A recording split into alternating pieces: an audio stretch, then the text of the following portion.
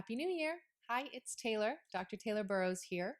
Today we're going to talk about mental strength. And that's a concept that I'm borrowing from a colleague of mine who's a social worker and a therapist. And she's written a few books on it. Now, you can call it mental strength, you can call it emotional intelligence, you can call it resilience, you can even call it stoicism to a degree. And this is the reason why I bring this up in this context. I want to connect these concepts because we use such diverse language, and sometimes we don't know exactly what we're talking about, and sometimes we don't know how they differ and how they're distinct and how they're similar. So I like to make a lot of connections in order to help bridge the gap. Now, in this case, I'm not going to go into depth about what Stoicism is or what mental strength is from her understanding. Um, but basically, in regards to the reason why I'm bringing this to you, there is a misconception about basically that sort of woo woo, touchy feely, soft and fluffy, empathic therapy talk. I think a lot of people reference the men need to be vulnerable and express their feelings. And we all need to be sort of these open books when they're talking about emotional intelligence or empathy. Now, that's not necessarily what it means, but it's what it's become in practice. So, when you need to get in touch with your feelings, uh, the instruction when I use that, it's because that's where you're weak, right? If you want to separate your mind, your head, your heart from your body, from your soul, you can. I mean, to talk about it, but obviously they're not disconnected. They're meant to be connected and in harmony. But a lot of times people will be weak or be stuck or have blockages in one or the other. They have strengths and they have limitations in one or the other areas. So, in regards to someone who is maybe emotionally weak, maybe they can't control their emotions or they're just lacking emotional connection, then it's going to be really important for that person to get more in touch with their feelings.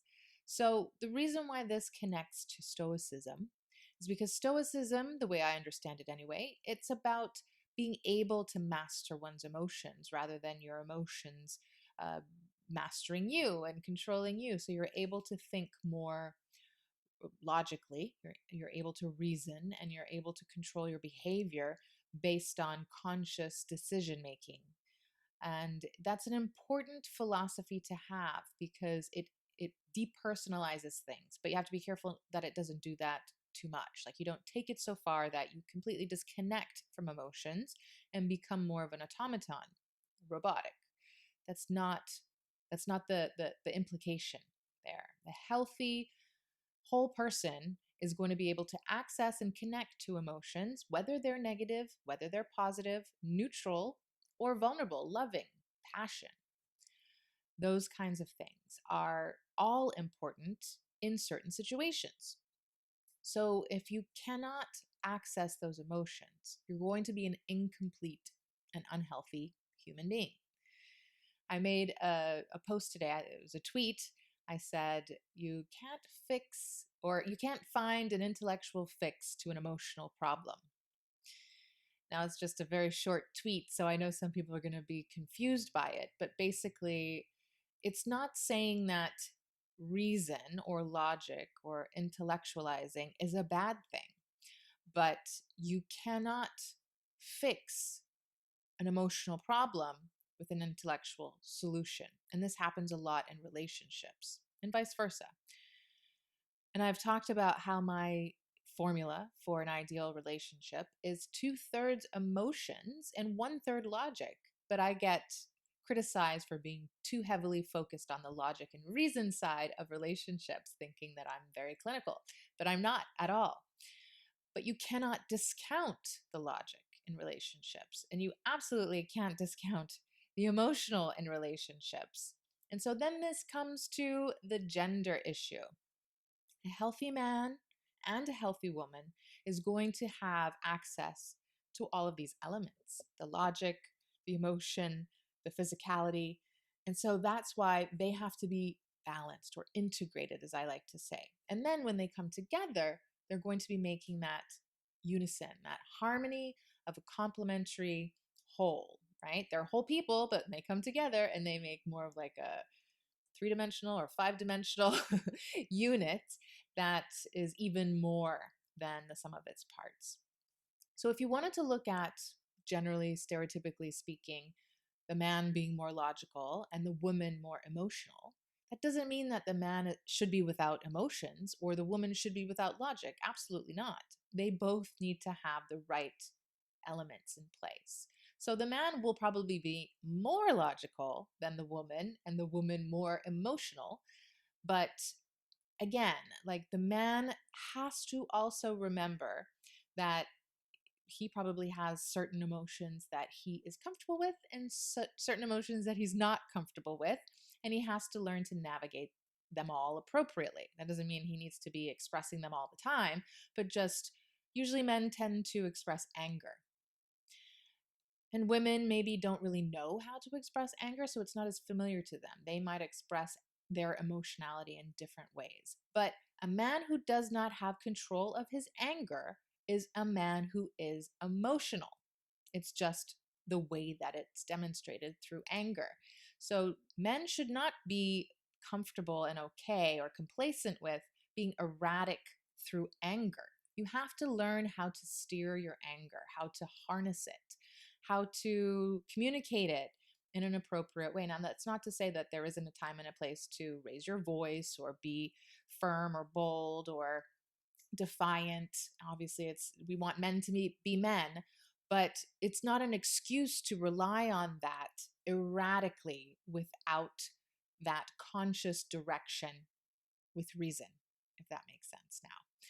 So, a lot of times in relationships, you might see that a woman is just looking for emotional connection when the man is trying to explain and correct and criticize and instruct and go the logical route, the intellectualizing problems. And that's okay at a certain point. If you've studied anything about effective communication or active listening, you will know there is a communication funnel. I wish I had the diagram. I might have to build one on my own. But basically, the funnel is visually the broad part is at the top, the narrow and sharp part is at the bottom. And basically, what that means is the first steps to effective communication, especially between people who are very different, like man and woman, who are complements, you need to make sure and build trust and safety. You have to know that you're okay to be exposing uncomfortable emotions or challenged and asked to do something that you wouldn't otherwise do, or be corrected, be confronted, all of that sort of conflict management or conflict that it might happen. If you're not comfortable, if you don't feel safe, what's going to happen? You're going to feel attacked and you're going to want to leave, or you're going to fight back, right? Fight, flight, freeze. So you don't want that. You want to cooperate to find a win-win situation. So ultimately, if you are trying to find a resolution, you want to meet human to human being. That means an emotional connection where you feel safe and you trust that you are going to be okay, that this person isn't going to harm you, right? So if you don't assume that this person isn't going to harm you or isn't trying to harm you, then you're going to react antagonistically. And so that means criticism, that means confrontation, that means like negative, intense emotions. And so that's going to shut down effective communication.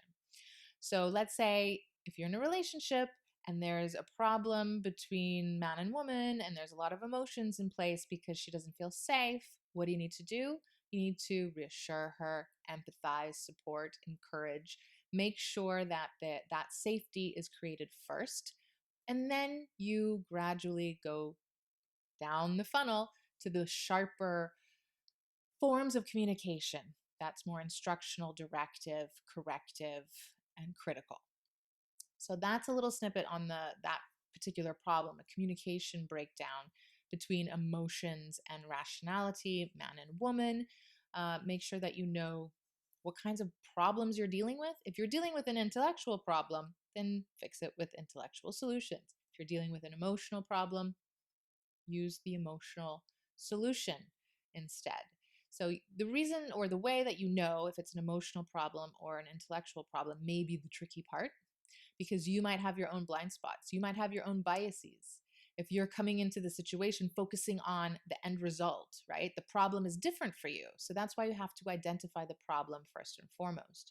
So one person might say the problem is the kids aren't going to bed on time, they're, unruly, and it's a problem. And then the actual problem could be, I don't feel like I have your support or your trust, and we're not working together as a team. When really, all of that isn't the problem, but you need to start from the first step first and then work your way up to the ladder.